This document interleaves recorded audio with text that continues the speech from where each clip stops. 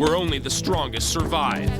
12 amateur athletes have been selected from across the country and a variety of careers. They're in the midst of an epic expedition to see if they can endure this hostile land. Already, the oppressive heat has taken its toll on both individual endurance and team dynamics. Before them lie raging rivers, burning rock, and scorching sands as they push themselves past their physical and mental limits. The process of elimination now lies in their own hands. Trent is worried about being the weakest person on the team, and if I was in her shoes, I'd probably be just as worried. Just one person on our team that doesn't have the best attitude about it, and it'd probably be Jesse, so it'd probably have to be him. That's the first I've heard that I was taking it lighthearted, and I'm definitely not taking it lighthearted about Mount Everest. In all these situations, it is really important to know that it's not always like the person that is the strongest and can go the hardest, because those people can blow up. I think Sam's and mine personalities are different. No more, no less. They vie for the ultimate prize, to climb Mount Everest in celebration of Sir Edmund Hillary's and Tenzing Norgay's historic first summit. It began in Moab, rock, river, and sand. Next, the Rocky Mountains' bitter cold and altitude. Today, the Kalahari's scorching sun. Still to come, Costa Rica's heat and humidity, and Iceland's Arctic winter. All these extremes, ultimately to have the opportunity to climb Mount Everest. Africa.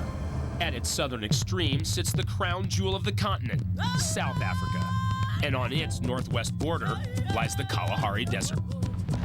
The intense sun and sand of the Kalahari has been home to our 12 adventure athletes as they have pushed their physical and mental limits in a number of locations, such as these salt flats. The ultimate goal, one of the coveted spots that lead to Mount Everest. Last week, our adventure expert Kathy Sasson gave them a big surprise when she revealed that the athletes themselves bear responsibility in selecting the expedition team. Up till now, I've been the one to judge and evaluate you, but now the responsibility will become your own. The last place team will have to evaluate its own weaknesses and eliminate one person itself. It changes things to a certain extent. If anything, it makes everyone take it a little bit more seriously, I think. And this is very different to be judged by your peers and your friends. I mean, all of us are becoming good friends. We're having a lot of fun together. So people are not pleased that we're going to be making the decision to eliminate each other. It's going to be pretty unfortunate to be last place, because having to cut someone from your team is probably going to be the hardest thing that we will have to do. I guess we'll know who is the weakest, but only time will tell. It might be me. Who knows? The global extremists are divided into 3 teams of 4. After the first series of challenges, Team Shackleton is in the lead. They are Samantha Gehring, a Brown University graduate who teaches skiing in the winter. Darren Wells, an outdoor leadership school instructor in Wyoming. Eric Kapitulik, a Naval Academy graduate and captain in the Marine Corps. Troy Henkels from Alaska is a veteran of the Antarctic Search and Rescue Team. Second place Team Magellan is the only team with 2 women. It includes new father Jesse Rickard, a broom maker and carpenter from Colorado. Andy Cora owns a sports shop and is a former U.S. whitewater kayak champion. Colleen Inken, an ER nurse and incredible mountain athlete. Paramedic firefighter Trent Young enjoys the oceans as well as the mountains. Because they are in 3rd place, Team Columbus is in jeopardy of having to eliminate a team member. Petit Pinson, a teacher from California, is a free spirit who enjoys the outdoors. Aspen, Colorado's Ted Mann waits tables at night so he can ski during the day. Midwesterner Jesse Haynes from Phillips, Wisconsin is a heavy equipment operator. And Czech immigrant Jan Hansa Fiala seriously struggled with the desert heat. The only person on our team that had a problem today was Hansa. Hansa had a hard day. So I think he underestimated a little bit of the day, and I assure you, without even saying anything to him, that probably will not happen again. Global Extremes Mount Everest, Forerunners of Adventure. Presented by the all-new Forerunner. Larger, more powerful, more capable. And brought to you in part by Expedia.com. Don't just travel, travel right. And by Giro. Impact is everything. And by Camelback. Get cool water anytime with Camelback hydration systems. Camelback, keep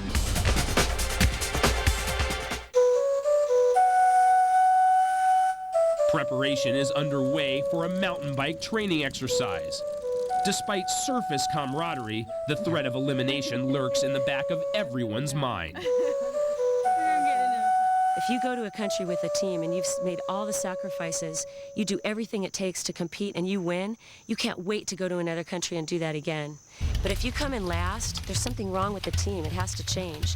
Now here in South Africa, that's a self-responsibility of the last place team, to get rid of somebody. For the next few days, the athletes are in training for a series of day-long races that lead up to a 36-hour adventure race in 125-degree heat. The biggest risk now is a possibility of overtraining and burning out too early. Even though on Everest they'll be battling the cold instead of the heat, the reality is the same. If they don't pace themselves, they won't make it to the summit. Or even worse, they might not make it back down. During the first week in Africa, Jan Hansa Fiala fell victim to the intense Kalahari heat, causing his team to end up in last place. Nobody ever told me there would be like 10 miles of trekking through the 200-degree high sand. Kind of created the problem. I just took 1.5 liters of water and sandals. At the end, I was kind of approaching a little bit of heat stroke, but I recovered from that, and I believe I'm back. Hansa and his fellow teammates hope to redeem themselves in the upcoming events. If I do end up on the weakest team or the third place team, I'm still not sure how we'd eliminate one person, because I feel right now that we're all equal, and it's going to be a really hard decision. The difficult task of cycling through the Kalahari sand is compounded by the soaring temperatures. Some opt for any relief from the heat. That's cool. This looks good. Feels good? Yeah, it doesn't smell so good, but it feels really good. The athletes move from the fetid water tank to the pristine orange river that flows through this area of the Kalahari. The men of Global Extremes may be stronger physically, but Petit feels the women possess other attributes needed on Mount Everest.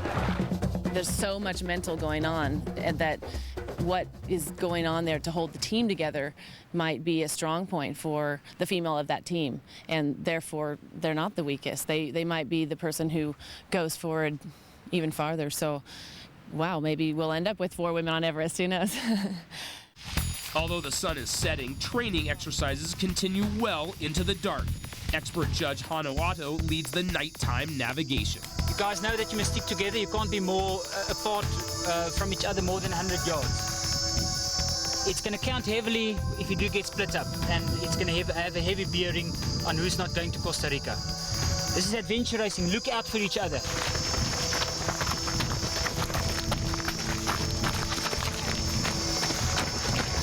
I don't think I would step up to the plate and volunteer myself off, because I really think I have what it takes to climb Everest. Okay, what's the next one? I have to do the next one. In adventure racing, teams must locate checkpoints regardless of conditions, hazards, or time of day. So go back where we were almost. Here it is, guys, come on.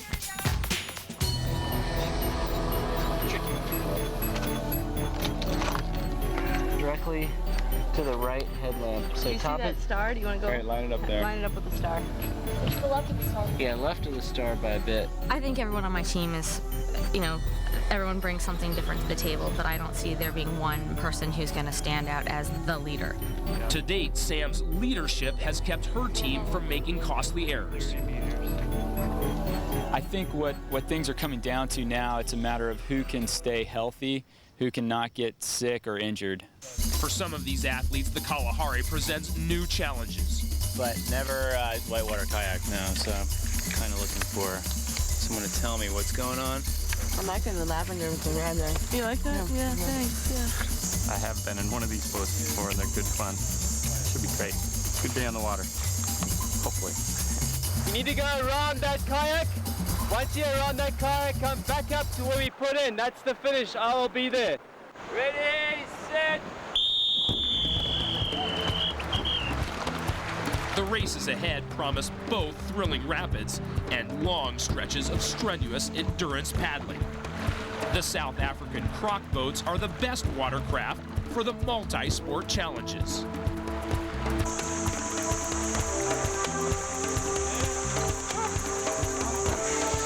So Andrew, you think I can paddle your boat maybe? Mate, if you can fit in, you can have it. It's yours. We obviously had no say in the selection of teammates, but I think if we did have any say in it, I would have been perfectly happy choosing my team. Other members of Team Magellan don't share Jesse's enthusiasm. Just one person on our team that doesn't have the best attitude about it, and that'd probably be Jesse's. I don't know if he wants it as badly as others. That's the first I've heard that I was taking it lighthearted, and I'm definitely not taking it lighthearted about Mount Everest. Probably want it as bad or more than anybody here. Other teams' tensions run high. In all these situations, it is really important to know that it's not always like the person that is the strongest and can go the hardest, because those people can blow up. I think Sam's and mine personalities are different. No more, no less. The Toyota 4Runner continues to be a valuable team member to the expedition by providing the necessary logistical support across the Kalahari. We've been leapfrogging all day with Team Magellan. Picking the right strategy will be the determining factor in who will succeed in the upcoming stage race when Global Extremes returns. The Toyota 4Runner has made it possible for the athletes to get to the remote locations in the Kalahari. This is the only individual race here in South Africa. It gives the athletes a chance to show their strengths and maybe reveal their weaknesses as they embark on this grueling 40-mile running and mountain bike race. In this race, individual scores are combined to count towards a team's overall standing. Each team must determine its own strategy. We're stronger as a team rather than as a group of individuals, because each one of us has certain strengths and weaknesses that the other team members can help to alleviate. Our strategy is to start out together on the run, and we get to bike, take off on our own, shoot all out, and head for the finish line as fast as we can. Our best bet is just to go out fast and hard as individuals in the race. If there's real intense navigation, we want to just make sure everybody stays on track. But we have some good workhorses on this team, so we're going to use them. The major threat in this race could be the debilitating heat. Now, on a clear day like this, without a cloud in the sky, the noonday temperatures quite possibly will crest 120 degrees. With that fact comes heat exhaustion, and unchecked, it could prove fatal. All 12 athletes begin the race navigating and running together. Trent and Colleen immediately fall off the pace. Reaching the first checkpoint, Jesse Rickert is unaware of his teammate's status. She's hanging tough. The athletes must punch their race passports at each of the designated checkpoints. That dude. Yep, that's it. Okay. Here. Jesse and Andy open up a slight lead from the rest of the pack. Unbeknownst to them, Colleen and Trent have fallen several kilometers behind. Already hopelessly in last, Colleen and Trent finally reach the first checkpoint. But Trent cannot find her race passport, adding further delay. All right, so we're on our own now. I don't see anybody. Got it? Yep. Meanwhile, Eric and Darren reach the next checkpoint. Jesse and Andy's momentary lead has vanished. We're really out here navigating on our own, whereas the other teams are pretty much, from the time splits that we were looking at, they're all in a pretty tight packed group, so pretty easy to just follow. Unfortunately, we were only able to follow for about the first 15 minutes, and then Oh, then we busted up that cliff and came back down, and we lost him. Eric and Darren charge into the bike transition. Darren, where's your water? Is it there? Yeah, ladder. Trying to find our bikes. While Colleen and Trent struggle to find the next checkpoint. So we gotta go back around this way. It's behind there. Okay, so you wanna go for the saddle? And around, or do you wanna go all the way around it? Andy and Jesse enter the transition moments off the lead. I mean, I'm pretty cool. I'm going to cool myself a little and just top this off, but I've only gone through half of this. Let's go get him. Trent and Colleen struggle to find their bearings. So we're an hour behind. Oh my God. Will Team Magellan be the winners and the losers in the race? And how will that affect their overall standing? Global Extremes continues. Team Magellan's strategy starting off today was every man for himself. They were all going to go out for their best individual times. The problem is with Trent way in the back, Colleen has to stay with her. She can't sacrifice Trent because if only 3 people on the team finish, they automatically only get 1 point.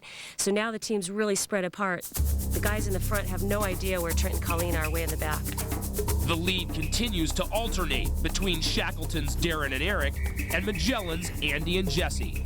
This endurance race has become a sprint to the finish.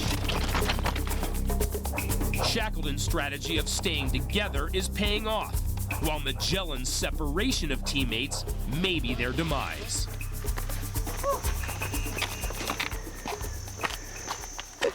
We should have had him leave a little trail of jujubes or something. Finally, Team Magellan's other members, Colleen and Trent, make their way out of the bike transition.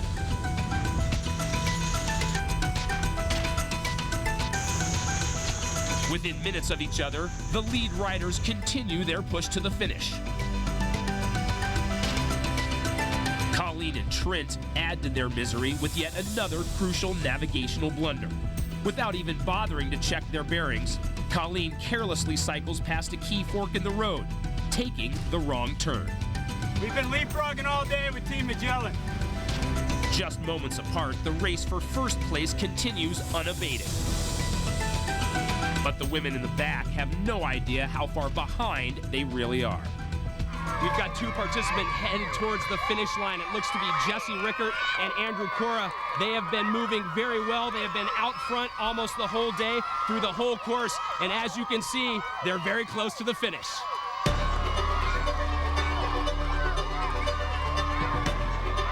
Seconds behind Jesse Rickert and Andy are Eric and Darren of Team Shackleton, followed by Columbus's Ted and Jesse Haynes.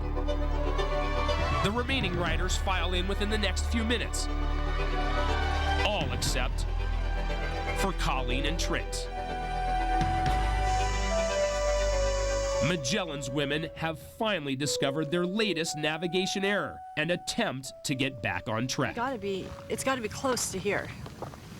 And I'm nearly positive it's on this fence. Trent is worried about being the weakest person on the team, and if I was in her shoes, I'd probably be just as worried. It seems to me that it should be right here. Found the gate. Over 4 hours later, they are greeted by their fellow teammates at the now deserted finish line. Oh, man. Sorry, guys.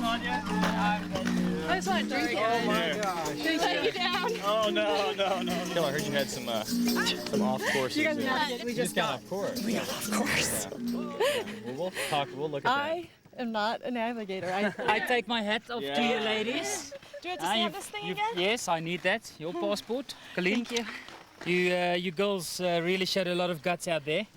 Shut it off, that's what you did. 10 hours, 40 minutes. We showed a lot of lack of direction. How much? 10, It's about 10:40. Yeah. God. Will Trent and Colleen's blunder lead to Team Magellan's unraveling? Sorry, guys. Find out when Global Extremes return. The cliffs of Riemsvasmak are the setting for a Jumar and Rappel clinic held by one of South Africa's top climbers. My first name is Edmund, after Sir Edmund Hillary. And my last name, February, is quite simple. When slaves were emancipated, they were given the surnames of the month they were freed. I started climbing in the late 60s, early 70s. I've been climbing for more than 30 years. There are probably only 3 black rock climbers in the world climbing at the Great Acclimate. I'm kind of unique. Your rope is going to be going through that thing, okay, through the ascender there. Okay, one foot. How about foot? Not the other foot, Ed. Right. Those early years that were really, really difficult. Early on, it was fine. You didn't know that there was anything different. And then you actually knew that there were these white guys that you could climb with. They were climbing the kind of grades you wanted to climb. And they weren't climbing, and you weren't able to climb with them. Through the 80s, it became easier. The laws of the country changed quite a lot. That's a long way to Jumar. It's a long way.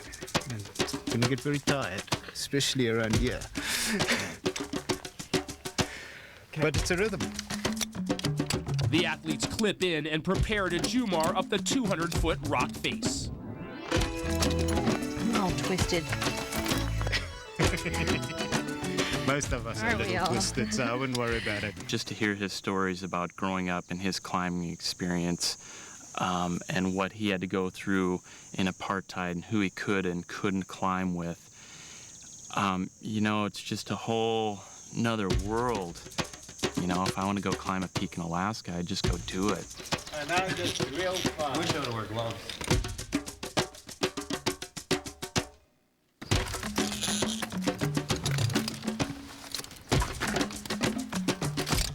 Petit looks on with concern as Hansa struggles with his technique.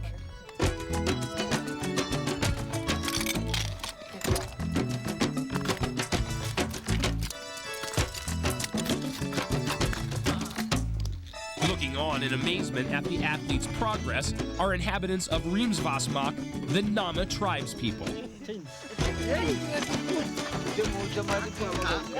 So you're all set, Colin? Yes, Like, you're kind of happy? I notice you haven't got your hand on the rope at all. Is that kind of a normal kind of death wish? Rudy told me to relax my hands. Yeah, this is quite a big wrap. I mean, like, it's a long way down. They're pretty relaxed about this, you know. It's just amazing.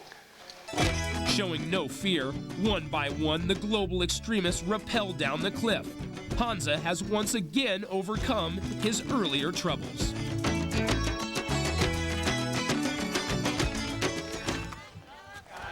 Sweet.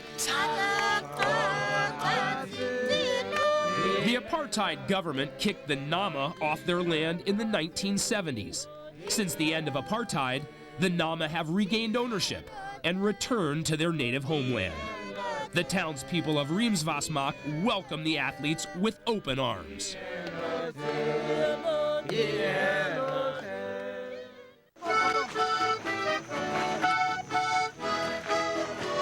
The athletes are quick to join in the celebrations in their honor.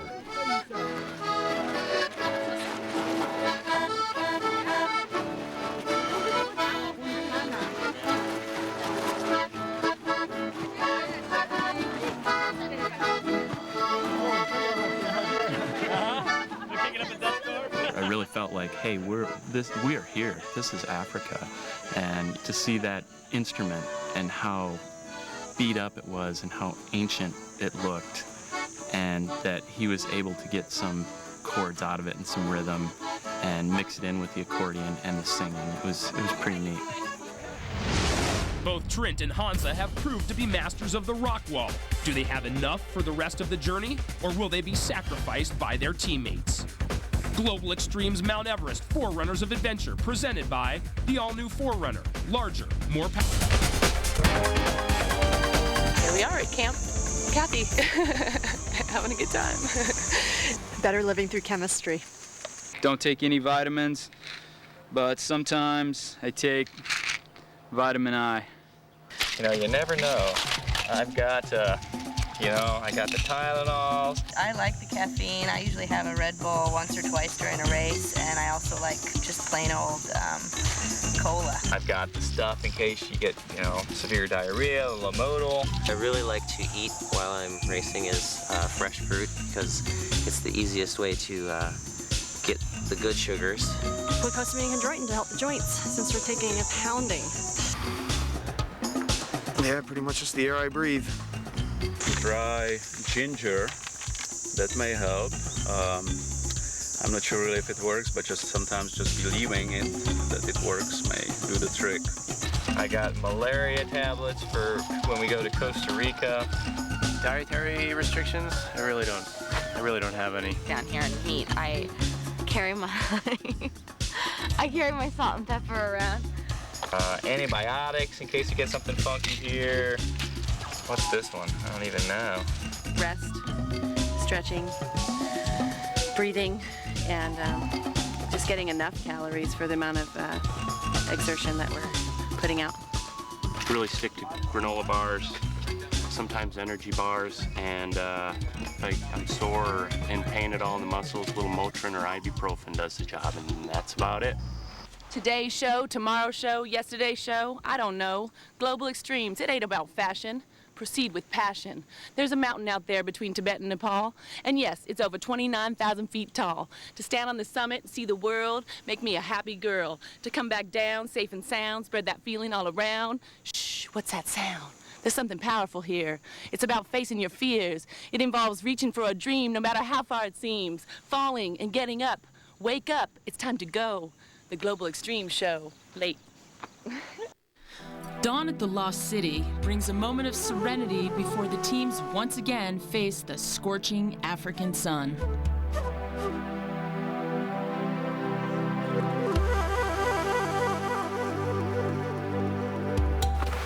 Morning. Okay, Troy. Getting ready to roll.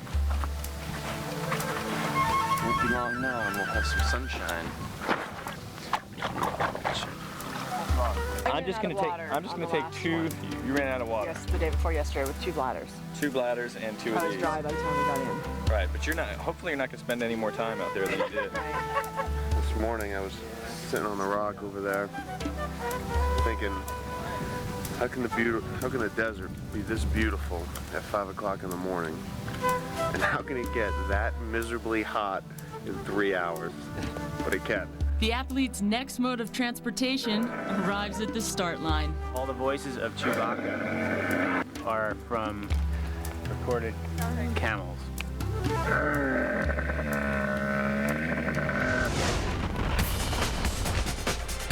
The relentless sun and unexpected obstacles face the athletes in the dunes of the Kalahari. This week on Global Extremes, the athletes face the final test of the Kalahari, a 36-hour non-stop endurance race. The losing team makes the ultimate decision: who will not continue on the Global Extremes expedition. Our athletes are getting ready to embark on yet another epic challenge. The severe environment will now test their ability to survive in the desert as they ride camels, mountain bike, and desert trek. This 7-hour team race travels over salt pans and through sand dunes during the hottest part of the day. Never mind. Hey, guys. Have fun.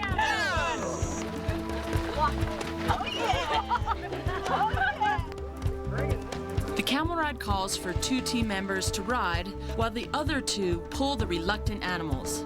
They soon discover that the race is set by the camel's will. And kneel. Give him the kneel command. Dismounting can prove more hazardous than riding. What is that? Oh, wait, look out. Kicked by a camel. I'm okay. Any higher or any lower, I think, could have been tragic. I think we'll be okay, but catch up with me in 20 miles and we'll see. Glad to be rid of the camels, the athletes transition to their more manageable mountain bikes. I'm so happy to be on my bike. I might not be saying that in a couple of hours, but right now I'm real happy to be on this bike. The camel riding is not for me.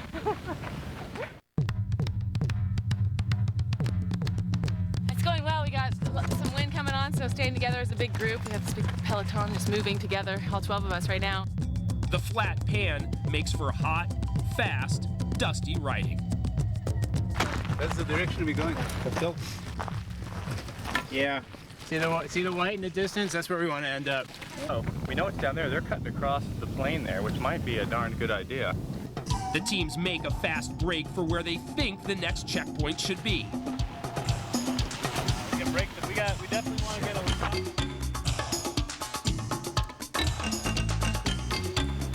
For Eric Kapitulik, it takes more than a gung-ho attitude to overcome a fence.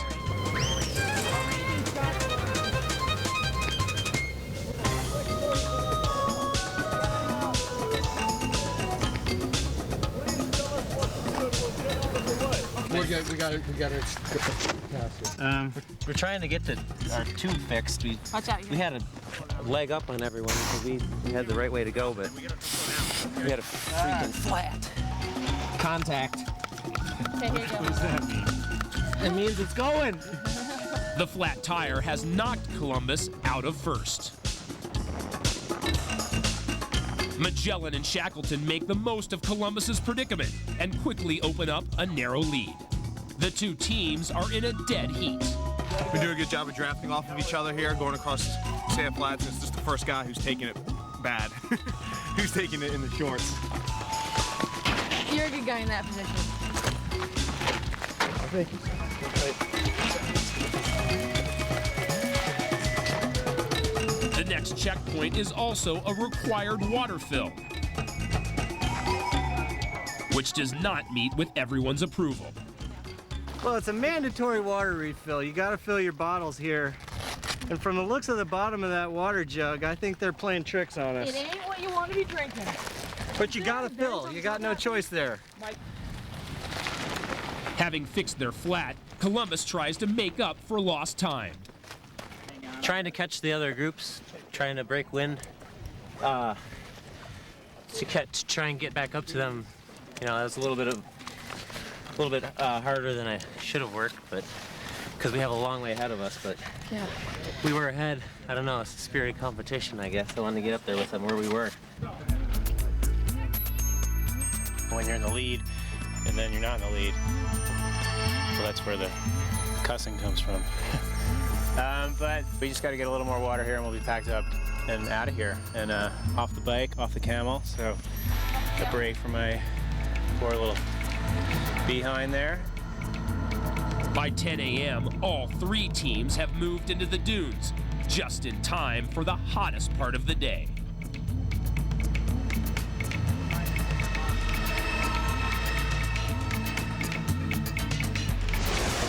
Eric Kapitulik's commitment to teamwork earns him our Marine Portrait of Pride.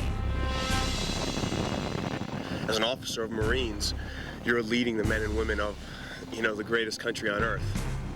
If you're gonna lead them, there's only one way to do it, and that's from the front.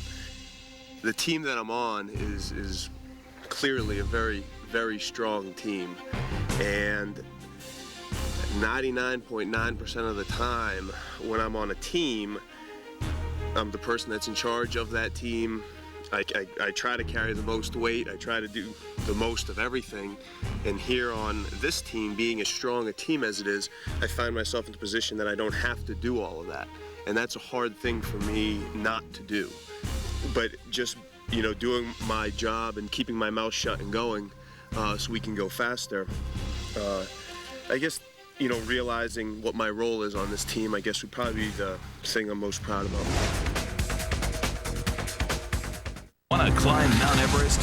How about you log on instead?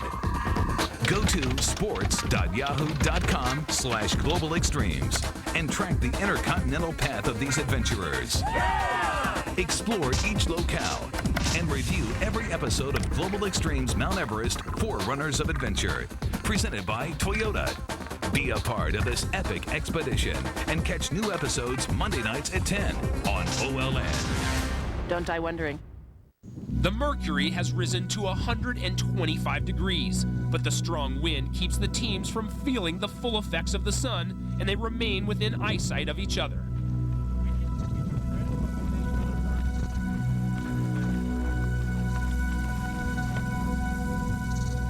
the wind is making it bearable. Yeah. And that's huge right now. This is the breeze that we have blowing. Even though it feels like God's blowtorch blowing on us.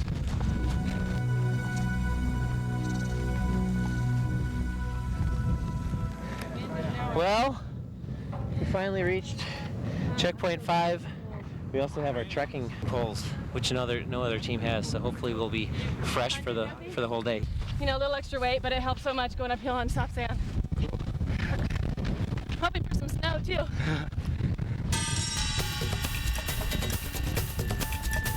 Tracks of other teams are not less than 5 minutes old. Man, they're 7 minutes up. 5 minutes, 6 minutes up. No. Columbus's hustle closes the gap. I just came from CP6 and all 3 teams are just neck and neck. Even though it's so hot out there, you just want to get into the competition. Once they hit CP7, they're home free. Team Magellan has shot ahead of the others and appears to be on their way to a first-place finish. Yeah, our navigation is great. Big part of that. Big hats off to Jesse, who's just been spot on. Fence crosses here, blah, blah, blah, blah, blah. Yeah, follow this road for quite a while. Little does Andy know that his teammate Jesse just made a grave navigational error. Columbus does not make the same mistake. Unreal. Ted and Hansa, they're doing so good. They're taking us right to where we need to be. Ted Mann and his team watch as Magellan heads in the wrong direction. They're about to pass the house. Yeah, we gotta go straight across from here, where they are now. But they're, I don't know. Is that right? Oh, here they are. Here they are. Let's go. Now our lead is gone to nothing. Shackleton breaks through the dunes and battles neck and neck with Columbus.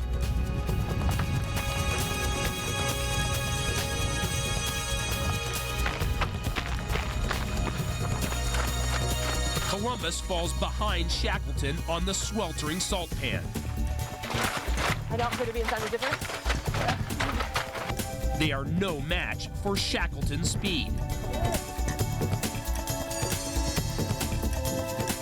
Magellan is completely oblivious to the fact that they are off course. Eric Kapitulik and company are coming on strong as they approach us here at the 8th of 9 checkpoints. Next week, our intrepid travelers face their most difficult task yet, a 36-hour all-out adventure race. At the conclusion, however, one of the 12 must be eliminated.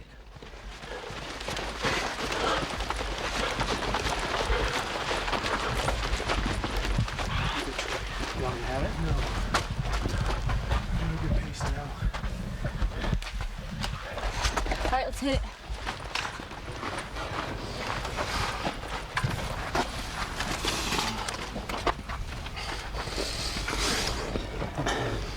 Choose 8.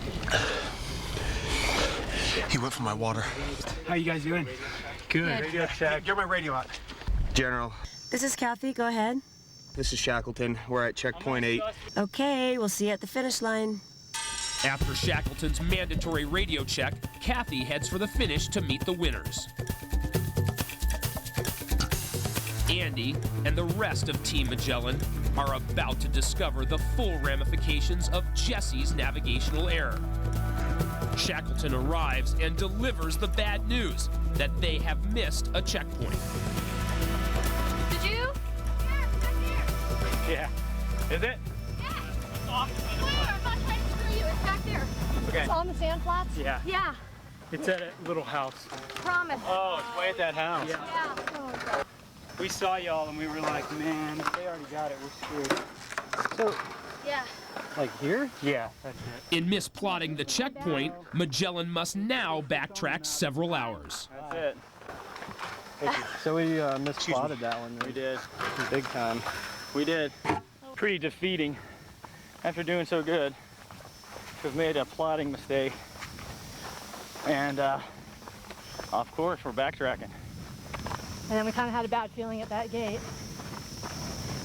sure enough, we missed the point. I think we missed it by a long ways. Misplot one thing, rushing the night before, trying to save a few minutes, and it costs you hours the day of the race and costs you the entire race. Just kind of adds a little bit of stress knowing that at the bitter end, if you do come in last, you have to eliminate somebody. It's a bummer. Big bummer. Trent was coming on strong here in the heat at the end. We could have, we had it in the bag if we hadn't missed that point. Our hope of winning has gone from 100% to 0%. So now we're just trying to survive the heat and think about the next race. Victory is snatched from Team Magellan. Have they sealed their fate? The answer when Global Extremes returns. Extremes Mount Everest, Forerunners of Adventure. On the Outdoor Life Network, in a trial of skill, endurance, and spirit, from 50 amateur athletes, 12 are selected. For 5 months, they travel the world. The Kalahari Desert, the Costa Rican rainforest, Iceland. I've wanted to climb Mount Everest since I was a little boy. Only 5 will be chosen for the summit team. Global Extremes Mount Everest Forerunners of Adventure, presented by Toyota. Mondays at 10 on OLN. Brought to you by Expedia.com. Global Extremes Mount Everest Forerunners of Adventure, presented by the all-new Forerunner. Larger, more powerful, more capable. And brought to you in part by Rolling Rock and by Camelback. Get cool water anytime with Camelback hydration systems. Camelback, keep moving. And by the United States Marine Corps. The change is forever. Team Shackleton comes across the finish line first. 5 minutes. Well done, guys. Nice job. Before their victory is sealed, expert judge Kathy Sasson must sign off on a gear check. 1, 2, 3.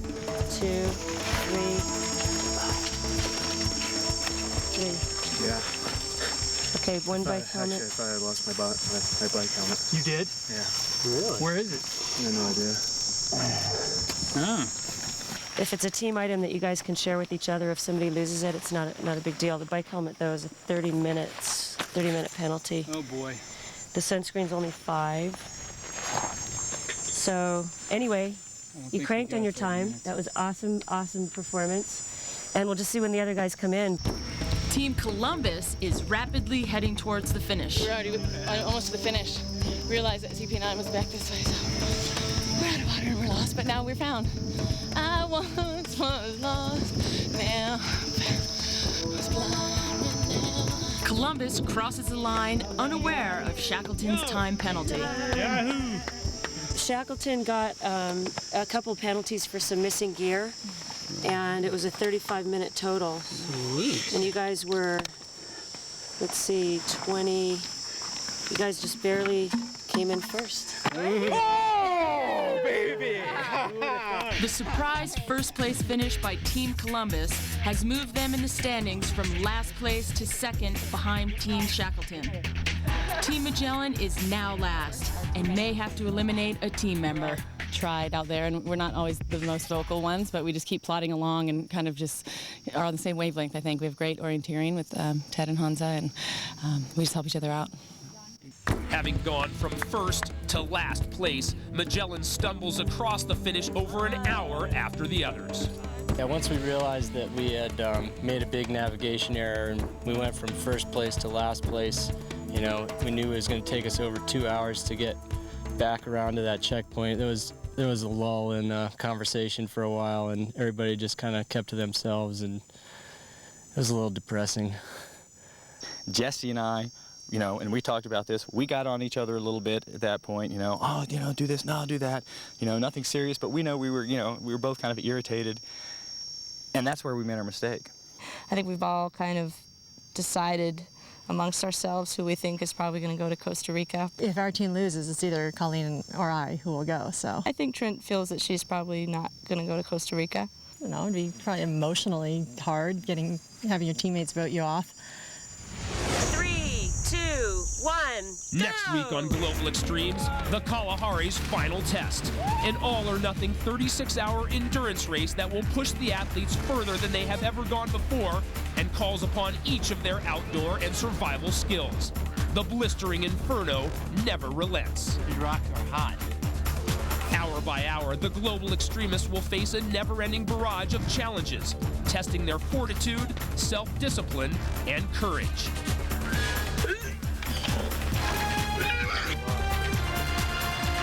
As the expedition culminates in the Kalahari, so will the fate of the one who gets sent home from Africa.